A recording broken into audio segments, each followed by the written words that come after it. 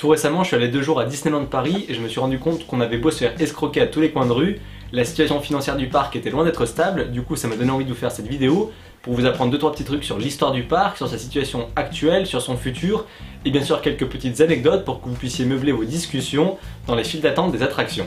On commence tout de suite. On commence d'abord avec l'actualité. Tout récemment, la maison mère de Disneyland Paris a annoncé qu'elle souhaitait reprendre le contrôle total de sa filiale française, qui a une dette colossale de 1,13 milliard d'euros et qui a augmenté sa dette de plus de 100 millions d'euros cette année. Pour reprendre la main, elle souhaite retirer Disneyland Paris de la bourse et racheter toutes les actions avant de réinjecter massivement de l'argent. La société américaine devrait investir 1,5 milliard d'euros pour améliorer la situation. Les fréquentations sont à la baisse depuis les attentats de 2015 en France. Il y a eu une perte de 700 millions d'euros sur le bilan 2015-2016, même si les choses commençaient à aller mieux en cette fin d'année. Parlons maintenant un petit peu de l'historique de Disneyland Paris. Je suis sûr que je vais vous apprendre 2-3 petits trucs. Ça a ouvert le 12 avril 1992 sous le nom d'Euro Disney. D'ailleurs, c'est toujours comme ça que mes parents l'appellent et ils sont restés bloqués dans les années 90. Après, je vais pas trop les critiquer vu que c'est eux qui ont payé le voyage, car pour l'instant, l'argent des abonnés, c'est pas trop ça. Après l'ouverture des parcs Disneyland en Californie, en Floride et à Tokyo au Japon, il y a eu l'envie d'ouvrir un parc en Europe dès la fin des années 70. En 1985, le projet est rendu public en France, mais la France est encore en concurrence avec l'Espagne, qui entend bien prendre les devants. De manière générale, l'Espagne est un petit peu excentrée du reste de l'Europe.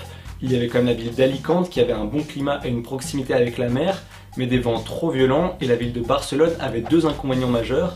Elle était moins touristique durant l'hiver et elle avait une proximité géographique avec l'État, un groupe terroriste basque. Du coup, le dossier est revenu à la France. Il y avait la possibilité de faire ça en région parisienne, dans le Var ou en Ardèche. On a quand même sérieusement songé à faire un Disneyland Paris en Ardèche, ça aurait été la première fois qu'il y ait des touristes dans la région. Et Barcelone, qui n'a finalement pas eu Disneyland, accueillera Port Aventura. C'est comme si on te promet des vacances à la mer, que tu t'attends à aller à Saint-Tropez et que tu te retrouves à Dunkerque. La fausse joie quoi. On a donc eu cette ouverture en 1992, suivie 10 ans plus tard, en 2002, de Walt Disney Studios. Sur l'ensemble du parc, en backstage, on a quand même un centre de contrôle qui peut se changer en cellule de crise si jamais il y a une attaque de zombies. Il y a également 2 pistes d'hélicoptères si on veut faire une entrée fracassante. C'est vrai qu'arriver par le RER, c'est quand même bien moins classe. Il y a aussi un terrain de football si jamais on s'amuse pas assez à Disneyland Paris ou qu'on veut meubler nos 3 heures d'attente pour 1 minute d'attraction. Parlons maintenant un petit peu de ceux qui travaillent là-bas. Les employés sont appelés des cast members, ils ont leur propre jargon. D'ailleurs, les visiteurs sont appelés des guests, des invités, même si je suis pas sûr que des invités doivent normalement payer 140 € pour 2 jours. Il y a quand même près de 14 000 employés pour 500 métiers différents et 100 nationalités différentes, ça va pas plaire à Donald Trump. Et pourtant, il y a un sacré contrôle aux frontières. Disneyland a même fait des castings dans les TGV en France et a traversé la Lettonie, la Lituanie et l'Estonie dans un car pour recruter des personnes. Vous savez, c'est les 3 pays dans le Nord dont on se souvient jamais l'ordre. Mais pour retenir cet ordre, il y a un petit moyen mnémotechnique.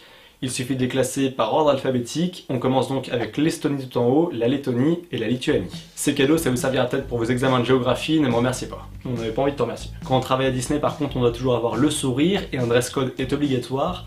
Pas de barbe, de moustache, de piercing ou encore de tatouage. Quoique la réglementation de la barbe a maintenant changé, oui, il y a une réglementation de la barbe. Maintenant, une barbe soigneusement taillée est autorisée, mais pas trop longue pour pas qu'on vous prenne pour un djihadiste. Par contre, pour le salaire, faut pas se faire d'illusions, ceux qui ne sont pas cadres, c'est-à-dire 60% du parc, sont payés au SMIC plus 1%. C'est quand même un geste généreux. Enchaînons maintenant avec une partie que j'ai sobrement intitulée « Pourquoi Disneyland Paris est le meilleur Disneyland au monde ?» Eh bien tout d'abord, puisque le Space Mountain est le plus rapide des 5 versions qui existent sur les parcs Disneyland à travers le monde. Et c'est également le seul Space Mountain où on se retrouve avec la tête en bas. Même rengaine pour le train de la mine qui est plus long et plus grand à Paris, même s'il y a quand même le risque de se prendre le décor sur la gueule. Et pour l'attraction Indiana Jones et le Temple du Péril, ça a été la première montagne russe d'un Disneyland où les visiteurs avaient la tête en bas et ça se passait à Paris. Le château Disneyland Paris est également un château unique au monde puisque pour les 3 premiers parcs, les 2 aux États-Unis et celui au Japon, on avait construit des châteaux très classiques dans un style européen. Mais à Paris, ça aurait été trop classique justement, ils sont donc partis sur quelque chose de plus fantaisiste. Et qu'on se le dise, ça a quand même beaucoup plus de gueule. D'ailleurs, toutes les toitures de l'attraction It's a Small World et les flèches du château ont été dorées à la feuille avec de l'or 24 carats. Alors certes, c'est plutôt joli visuellement, mais ça explique aussi pourquoi le parc est si endetté et pourquoi tout le monde est payé au SMIC. Autre petite information sur le château pour vous la péter, il est orienté vers le sud pour qu'on puisse le prendre en photo sans jamais être à contre-jour à chaque heure de la journée. Et d'ailleurs, c'est le seul château dans un Disneyland à avoir une attraction avec un dragon à côté. Et d'ailleurs, le dragon à Disneyland Paris est le plus grand robot du parc, puisqu'il fait 24 mètres de long pour 2,5 tonnes.